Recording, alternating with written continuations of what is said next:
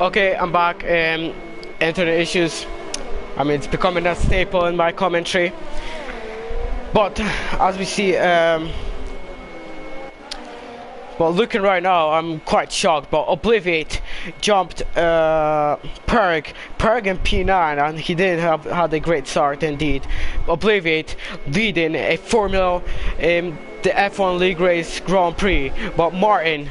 Great start from him in P2. I just set the kilometry just real quickly. I'll go on position change just to see. But Josh in P4, Sklad in P3, Biabo. Great I told you, he just awful qualifying from him, but great starts and performances. Chris Hammond, I also told you about him. He also had bad qualifying, but great race performance. But Andy lost positions. He'll definitely be kicking himself from that. But Perg, I mean Leclerc, well, he's making a great impression for himself in his debut. Perg, I mean, he'll definitely be kicking himself for that. F1 Immortal in P10, Ice One in P11, Scooby STU gained 6 positions in P12. Joshua Wentz also lost 5 positions. Shade in P14, TS Alex as safety car is coming this lap, and Chappie, the championship leader, is second time in a row not having the greatest of lucks.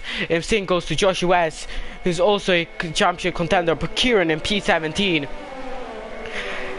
And well, that is another prime position for Chris Hammond, but he needs to gain position. He needs, as I go quickly, tires, as I think he pulled it. Yes, he did, as he go through the last chicane. He loses to get a decent restart with 6 tenths behind just Martin, but Martin is getting the slipstream and is gaining. And Sklad holds on to the position with Josh, but Josh overtakes his teammate and gets into P3, but Sklad, I think he spun. Yes, he missed the braking zone or something, and he's down in P9, and he now probably got really hot tires. But Chris Hammond in P4 already, as Andy has problems of his own, and Piabo also having problems of his own, and Leclerc spun it.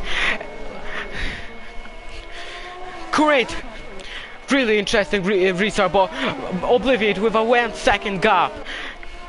That'll be great performance if he can make up his first ever win on this league race, but it's as fast as sector 2 for him. And that was really interesting restart indeed. But he started, and he'll definitely not be happy with that. Probably will definitely before, who was in P6. Gain 2 positions, and also Sklad, also the loser of the restart.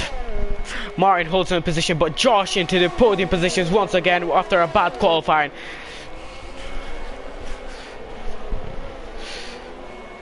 And Andy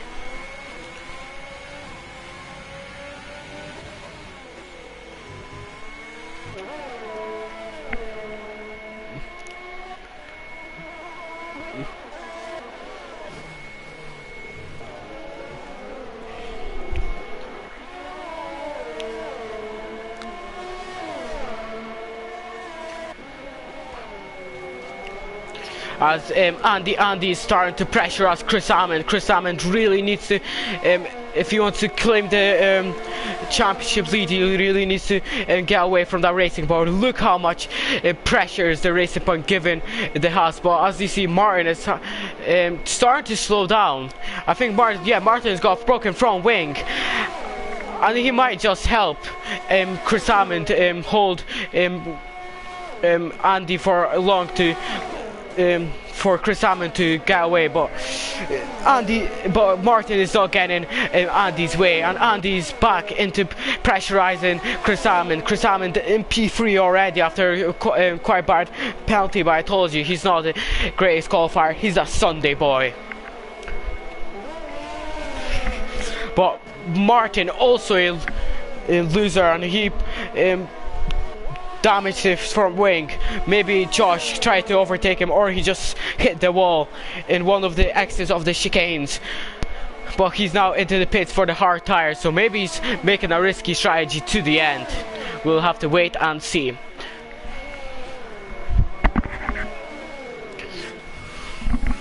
I see Andy right up his chuff. He might make a move into the last chicane. But the exit of the hairpin really matters.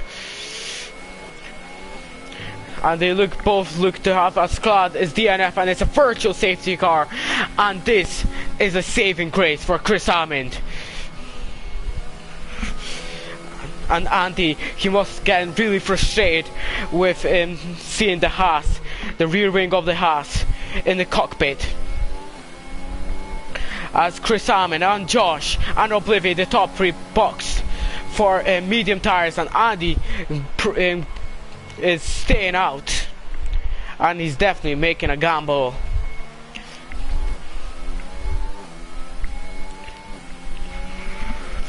As the virtual safety car ended, and this, well, the top three who dived into the pits will definitely not help them, because they'll lose a lot of bail time against a really full safety car that could help them throughout the whole pit lane. But right now it's Andy in the lead, Josh who ends in P2, Perg in P3, the pole sitter. Looking at the back of the Williams of Josh. Josh made a quite decent recovery after, well, not great luck on the start and in qualifying itself. But they still need to box us. The top three boxed already.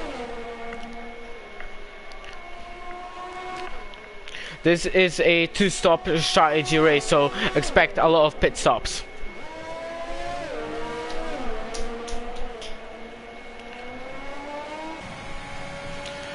As Perk is losing touch to Josh, and Josh is now starting to pull away. Pole sitter is not having the same pace he had in qualifying. As Josh is now looking at the back of Scooby STU.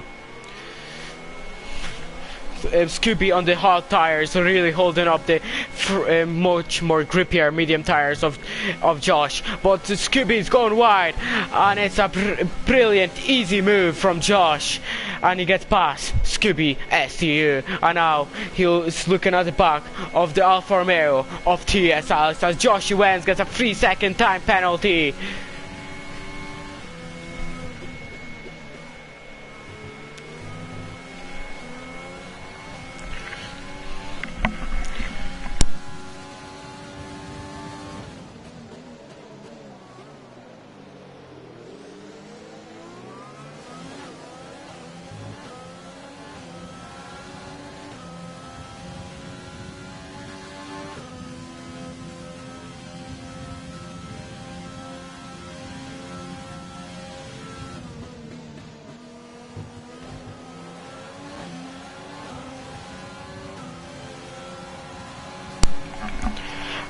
As Josh gets past with DRS, but and F1 Immortal, and now it looks at the back of the rear wing of the Alfa Romeo.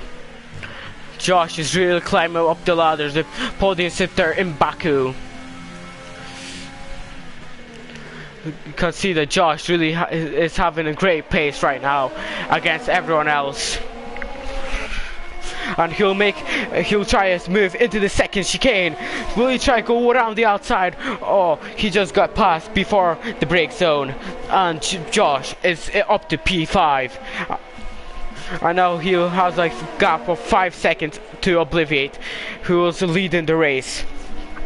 So Josh, who's in P2, now making great recovery.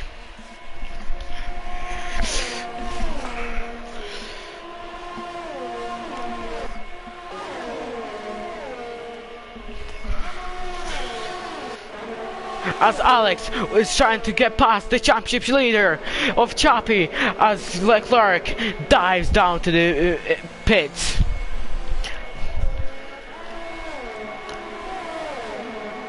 And they go wheel to wheel, and they almost go 3 abreast. almost, but wheel to wheel with Shade and the championship leader of Chappie. But Chappie just barely gets ahead of Shade. But Shade hits the wall. It's quite wide, and as we said before, it's really easy to do that on this track. And that might just help out in Chappie for holding up Chris Amond. Well, as Chris Amond, he's really getting held up by the Alpha Tauri of Shade, and Chris Amond, who needs to get by that Shade, by Shade as quickly as possible to lose as less amount of time as possible. Let's not forget Chris Amond on the fresh medium tires against the quite old hard tires of Chappie. But finally Chris Amond will probably get past or side, but there's not enough room, and Shade really held it up. You can feel the frustration of Chris Amond in the cockpit as Shade is really making a favor for Chappie, but Chris Amond might finally do this first chicane, but he still cannot get past by Shade. And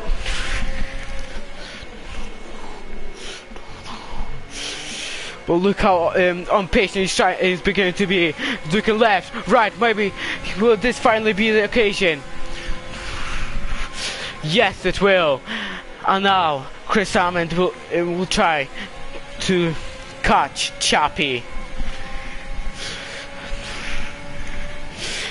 We might see championship contenders fight once again as Chappie gets really wide indeed, and this will not help his cause defending from his championship rivals. Chris Amond just 5 tenths behind. Gets the aid of DRS. He won't have enough time for this chicane, but he might get enough time for the first turn as he gets the second bite of DRS. As he's gaining DRS wide open. The championship contenders going at it as they go wheel to turn 1. As Chappie has the outside line against the inside line of Chappie. They still go wheel to wheel into the first chicane, but Chappie with the inside line holds on to 8th place, and the championship contenders definitely get showing a great race.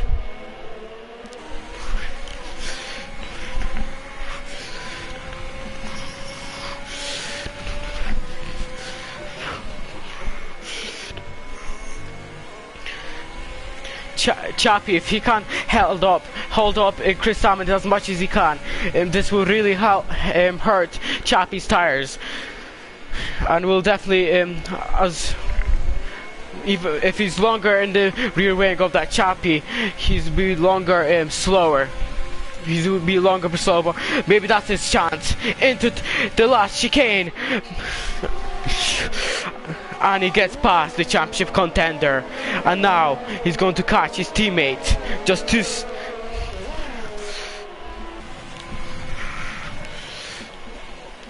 Just 2 seconds ahead is his teammate, but you rather get a feeling that his teammate won't hold up as he's drifting his car around the exit. But you rather get a feeling that his teammate will not held up him too much. Chappie with those hard tires not feeling as much grip as his championship contender, but let's not forget hard tires, the lengthier tire.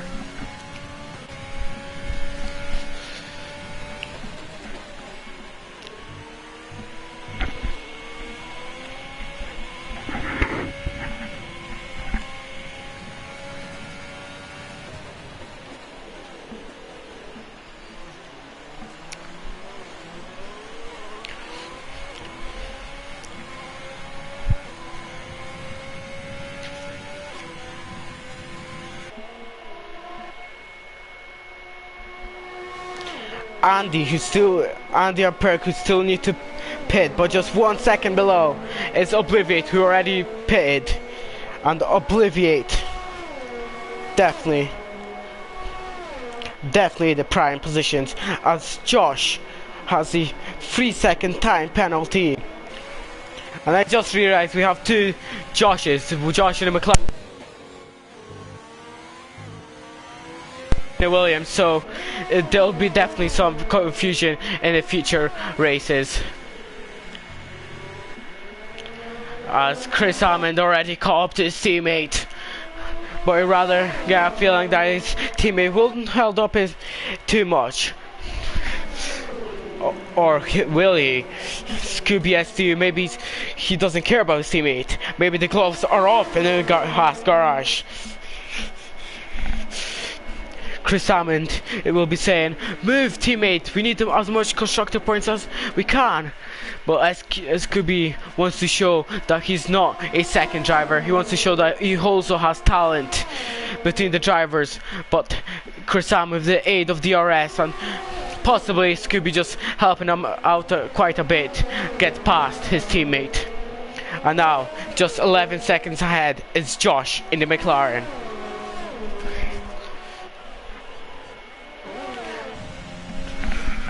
And Obliviate caught up to the pole sitter. Obliviate with the much fresher medium tires. As Josh, there was a crash. Quite possibly. As there's, well, Josh, no, I don't think, Josh just retired. Yep, Josh just retired, so another shocking race for the championship contender, and now he's really losing touch to the top two championship contenders of Chris Hammond and Chappie. Josh, he's not having the greatest of luck these past two races. Well, we know he's got the pace, we know that Josh got that thing in him, but he just cannot get the luck. But as we say, this can't be a brutal sport. It is a brutal sport, and sometimes it just doesn't go your way. So we already got 4 DNFs. It's not as crazy as we had in Baku with, well, what was it? 12 DNFs, if I remember correctly. Absolute mental race. As Obliviate is really starting to pressurize Perg in a Ferrari, but Andy in that time is pulling the gap further and further while these two are battling. Andy will just be hoping that they battle as much as they can. We might see a first time race winner here in Canada. Canada, it's really an amazing track. Just really historical, as Obliviate, well, with the aid of DRS, before halfway through the straight gets past the Ferrari, and now he'll be looking at the rear wing of the Aston Martin / Racing Point.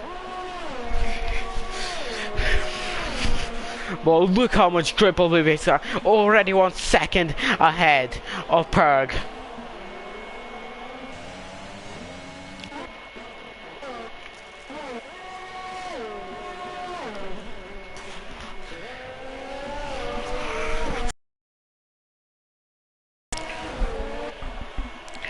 Well, this track is really historical, and if you would like to win it at one of the tracks, well, Canada is definitely a great track. As you see, Shade has got still hanging on with that damage. I would have boxed in his chance, but he is on the hard tires, so this will definitely hurt him. So we saw really many first-time race winners here in Canada. We had in 2007. We had Lewis Hamilton. In 2008 we had Robert Kubica, which was a great race from him. I mean, 1 year earlier in 2007 Kubica had a massive crash into the side of the hairpin. It was truly extraordinary and quite mental. Well, and 2008 got his first race win. Quite sad that he's got. And that, as Leclerc is now looking at back Shade, and Shade, well, you might rather get a feeling that it's just going to be a slam dunk, and it very much is. Leclerc getting past. But Chappie now pressurizing Scooby, and Scooby really needs to hold up Chappie as much as he can, as that Chris Hammond's teammate, and Chris Hammond, the championship contender against Chappie. As Scooby going really wide indeed, and will he try to go around the outside of this? Yes, he does, and Scooby did not make a great impression of holding Chappie back, but Chappie now just one place behind Chris Hammond. So coming back to yeah, and it's sad to see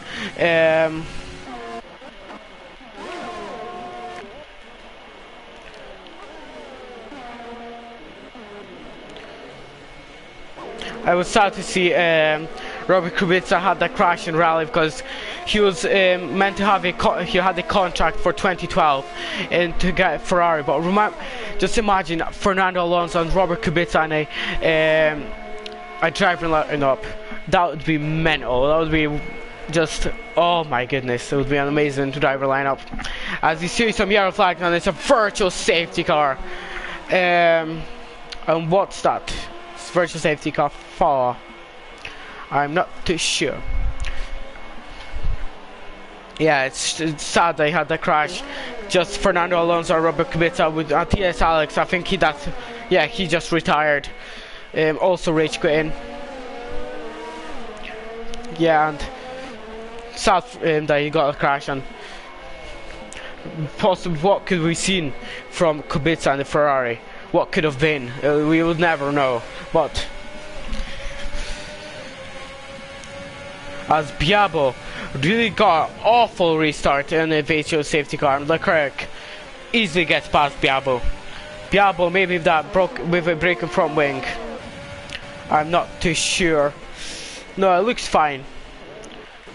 As Perk finally goes into the pits. Pole sitter. Well, they just put tires on tires. All I have to say is that it's Cold Masters, but now that moves Chris Hammond to P4. Perk just gets ahead of Chappie.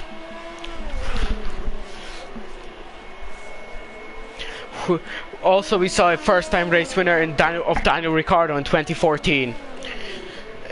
With the problems that Mercedes had, mechanical issues, and Daniel Ricciardo managed to capitalize on 5 laps to go, overtaking Nico Rosberg for the race read, and then Perez and I think it was Massa, who had a massive crash into like the first corner.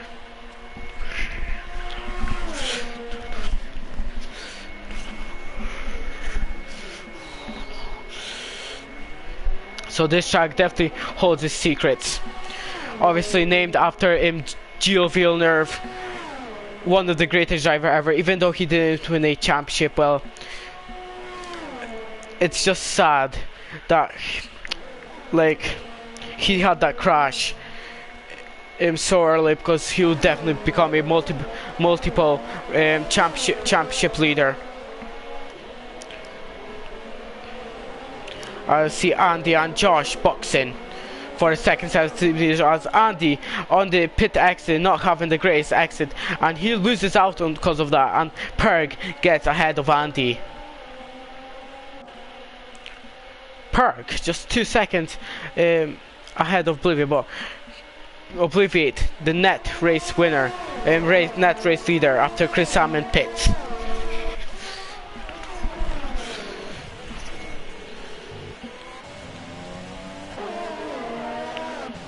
Well, Obliviate doesn't care about net. He just gets past before, and Obliviate in the prime position to win the race, and we might see another first-time race winner here in Canada.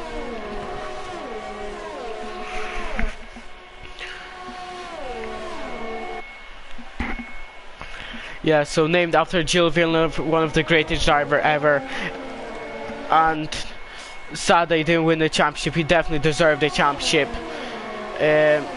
like if you saw the performances on track. Obviously I didn't saw him, I'm too young, I wasn't alive, but just seeing like the old videos and stuff and just reading about it, it's truly incredible and truly incredible. And it just really got in when you think that he died so early in his career. Rest in peace, Gilles Villeneuve. And yeah, in my opinion, Gilles is definitely the greatest F1 driver to not win a championship, but it's hard to compare in drivers from different eras, but that's just my opinion.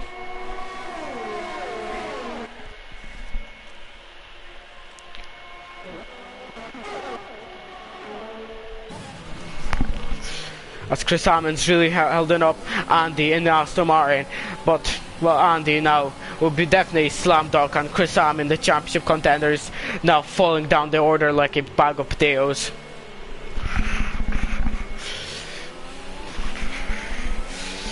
Chris Hammond with really old medium tires, 16 laps he's been on the medium tires, so he's definitely starting to feel the, like, look how much understeer he has in that Haas.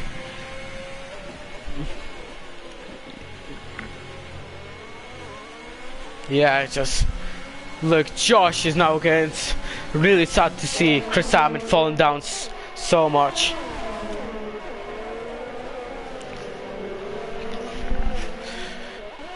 I'll see Andy is now catching to Obliviate. We might see a tight race win fight here, but Obliviate really needs to pull out something special to defend from Andy. Andy is looking to be the quicker out of the top, and Andy definitely be happy, wants to steal Obliviate's first time win and have his own first time win here in Canada.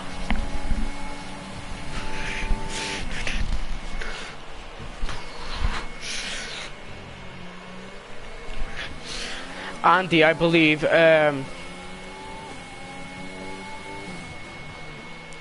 mean, as he goes through the grass, and that will definitely lose him some time, but I don't believe, if I remember correctly, which is possible I don't, Andy still needs to stand on the podium, so it would be great, as I will just check right now.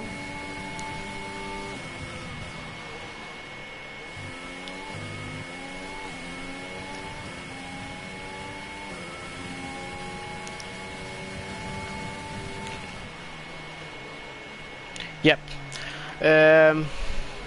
Andy still needs to stand on the podium, looking for his podium debut. Also Obliviate looking for his podium debut, and it would be great to have their podium debut on the top step.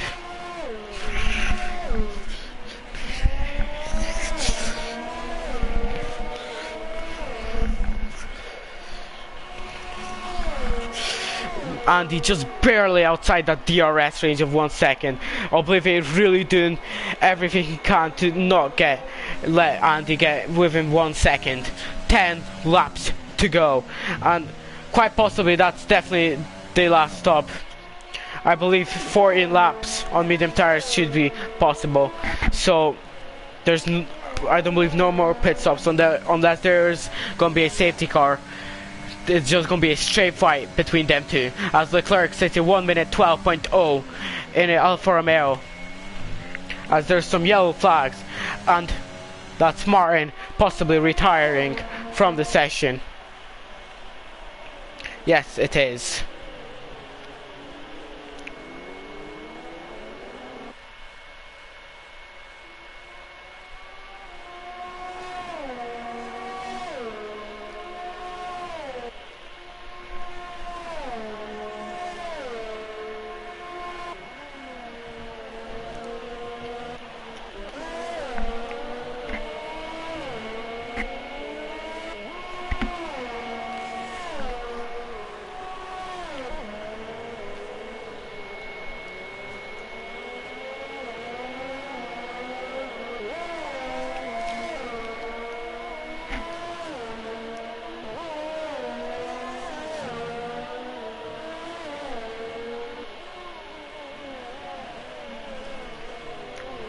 I would like to excuse Martin didn't retire. He's still just for the yellow flags was that, but as QBSD gets 3-second time penalty, and Andy just 1.1 second, 1.2 second the gap, and Andy really needs to pull out something special to catch Obliviate. You can tell the drivers are doing everything they can to this.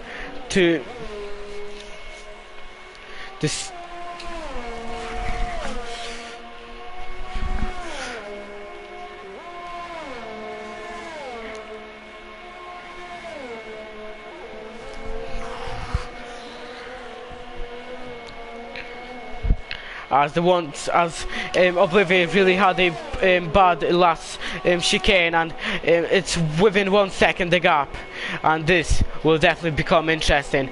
But it just got 1 second over, as you can rather quite tell that Oblivion is faster in sector 1 and quite possibly in sector 2, but then in sector 3 Andy just gains quite a bit on Oblivion. So it's really interesting to compare those two drivers on where the strong points are within the track.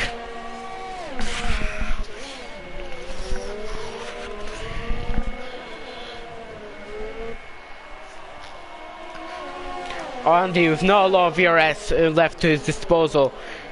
He really needs to harvest some, but 7/10, so Oblivion quite possibly lost some time, made a mistake or something, but it's within 1 second. But will he get DRS?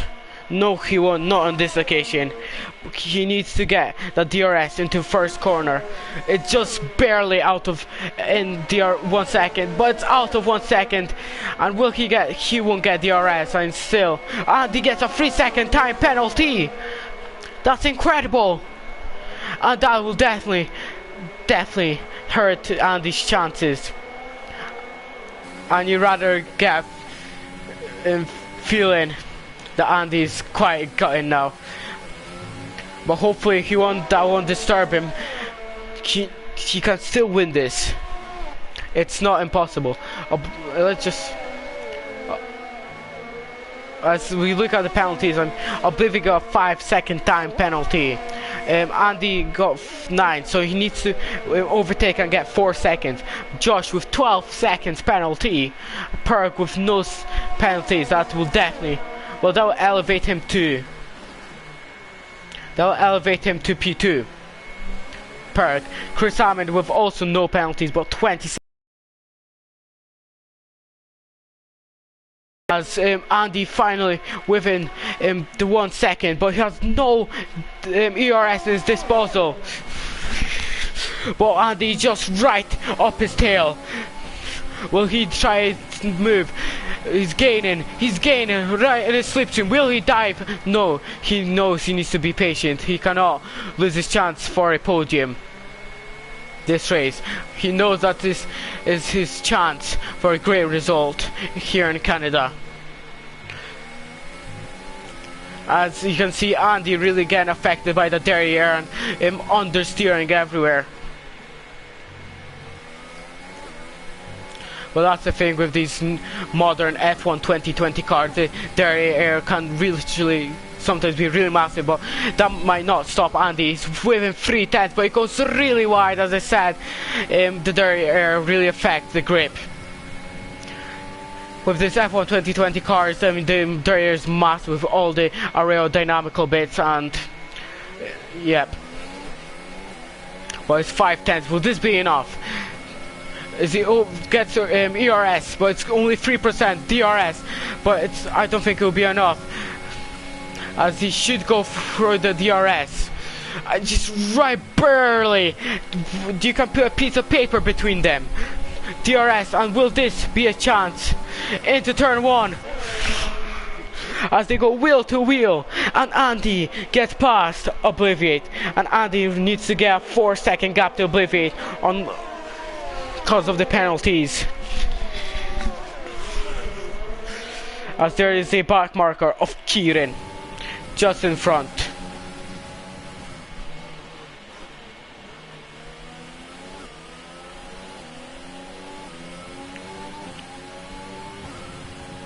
As we saw Martin, yeah, Martin crashed, and he's quite possibly got quite possibly got a broken front wing.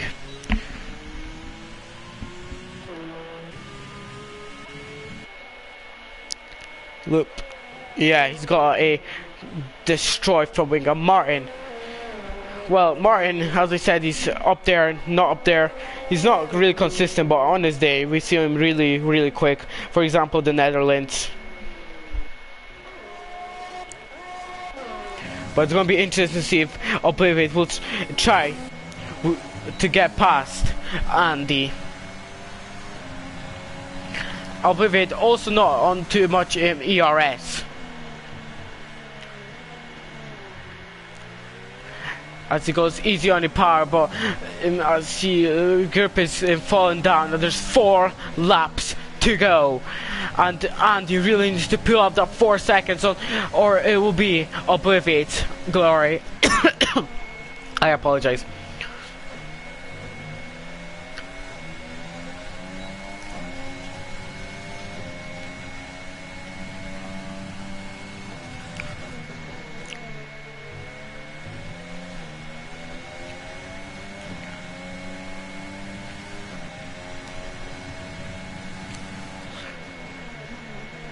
Obliviate really needs to be calm here, this stage of the Grand Prix. I mean, he's in prime position for his first victory, and he just needs to stay calm. He knows the driver in front is going massive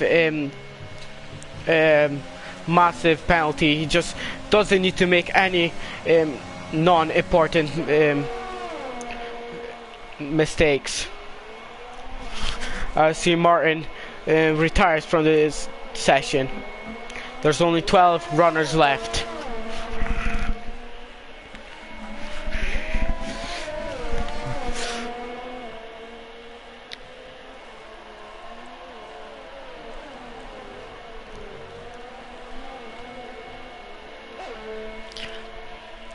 But as you see, Perg is really also close to, as I will go to penalties real quickly.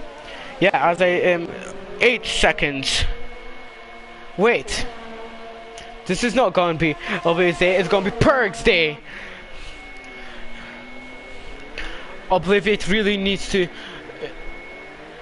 well, the gap from Perg to Obliviate is over 5 seconds, and he needs 8 seconds, so he needs to pray for Perg to get a penalty, or for him to make a mistake.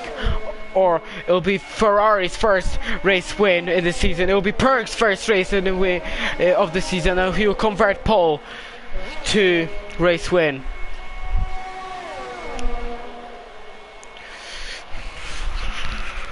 So he really needs to minimize the fight. He really needs to get past Andy quickly. So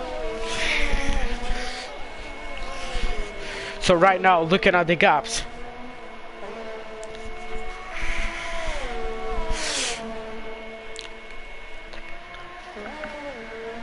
So looking at the gaps right now, it looks like Perg would be the race winner, with Obliviate second and Andy third and Josh in fourth. So Obliviate and Perg in the prime position right here. He's really caught up to the gearbox of Josh.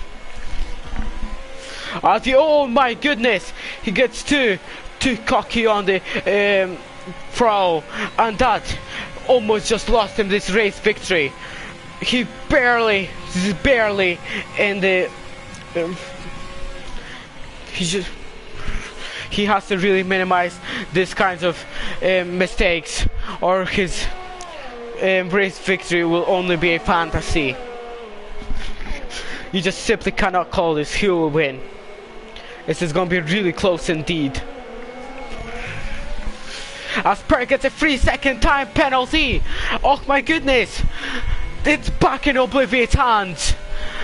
And Perg went from glory to, well, now just looking for a P2 spot.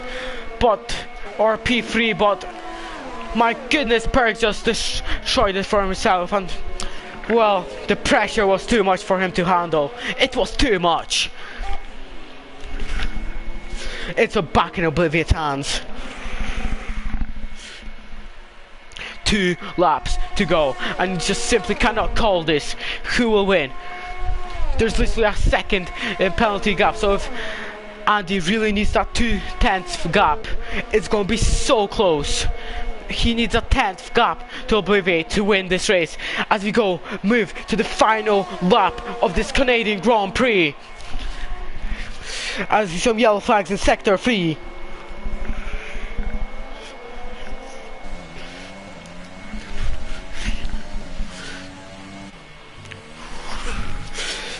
Andy on that 1 second, but back into 9/10, 8/10. This is literally so close. I'm literally on my edge of the seat. This is incredible stuff right here. But back to 2/10.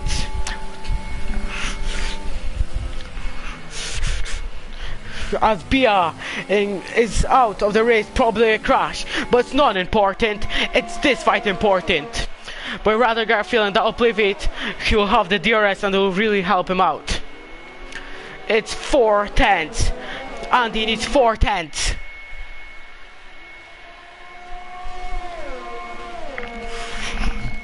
It's 2/10. It's a gap of 1 second. Incredible stuff right here, Canadian Grand Prix. But it's not going to be enough. It's Andy. Andy crosses the line and wins the track, but it's not him who wins. It's Obliviate for his first ever race win. Obliviate crosses the line and wins in Montreal. And this was an epic race. And Perk takes P2, Andy P3. But it's a top 3 new podium sitters. As that was just amazing. If you want the action, you cannot get more action than this race. Whoa, I need to sit down. That was incredible.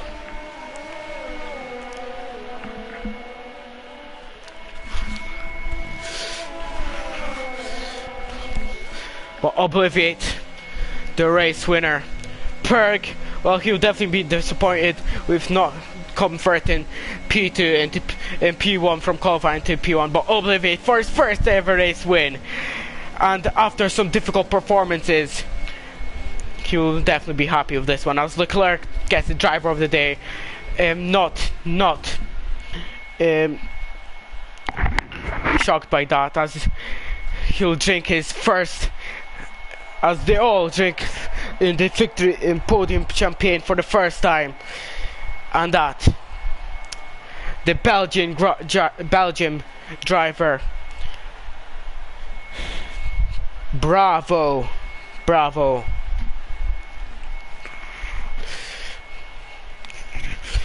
Canada delivers as always. So I'll run you through the good order for today's race. It's Obliviate's first ever race win in P1. For the Belgian people will definitely be happy. Perk for his possibly for his ever podium finish in P2 for Greece. For Romania, it's Andy in P3, also his first ever podium. It's Chris Salmon, the championship leader, in the championship contender in P4. Josh in P5 with the penalties dropped him really down. Leclerc in P6, amazing performance from him. He was like last in the qualifying, got damage and he got last again, and just amazing. Chappie P7, Shade P8, Scooby P9, 10th for Moral, Kieran P11, and Biabo in P12. But Chappie, another difficult performance from him, and he once again loses points to his championship contender. Chappie really needs to bounce back the next race. Needs to bounce back. Josh wins after a really difficult 2 Grand Prix, 2 DNFs, 2 consecutive DNFs, and if he wants that championship, he really needs to bounce back the next race. So my driver of the day, I mean, you have to give it to our first ever race winner, Obliviate. great performance from him. He started quite low down, P4 if I remember correctly, and he did the right strategy call, had no mistakes, didn't buckle under pressure, and got that first ever race win. So amazing race today, and thank you for joining in, and